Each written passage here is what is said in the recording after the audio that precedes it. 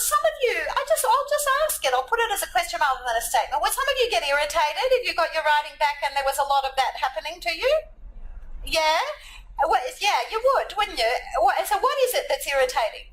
Feeling subjective. Yeah, and yes. So you're getting a bit of arbitrary, I like this word better than that word stuff happening here, aren't you?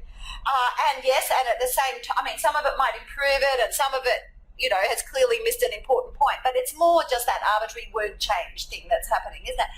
And people do get irritated by it. And this is that point that Judy was calling learned helplessness, and I call it leaning on your shovel. You know, it's that bit where, you know, you start finding, and I have found in a couple of organisations, whole swathes of people acting like this, where they're just giving you work that I would call first draft, right? Because they say, why would I bother? You know, like they are just going to change it, right? And I don't get it. I don't really get why. Why is that word better than that word? You know, like why did they do that? And so when you get a lot of that happening, what they're doing, of course, is delegating upwards, isn't it? You know, they're making it your job to fix it, which is not useful. We don't want that. So I'm saying this because a lot of you in the room are editing other people's work as well as your own. And I just think it's worth thinking about an attitude that works to that process and really an approach. And what you want as an editor of other people's work is that they will go, I see, that's what they like. That's how they do it. Oh, and I get why. Oh, I don't like it, but I get it. Okay, that's what I'll do. And so they start to see some kind of consistency and they see reason.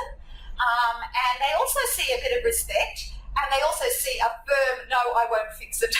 You need to fix it. And those things are going to get people learning. And then after a while, what you see is you're getting less and less mistakes coming up to you. And also what you're seeing is people who are more satisfied about their work. Because let's face it, our jobs, it's not just us as writing professionals. In most organisations these days, they're like writing factories, aren't they? People spend all day writing.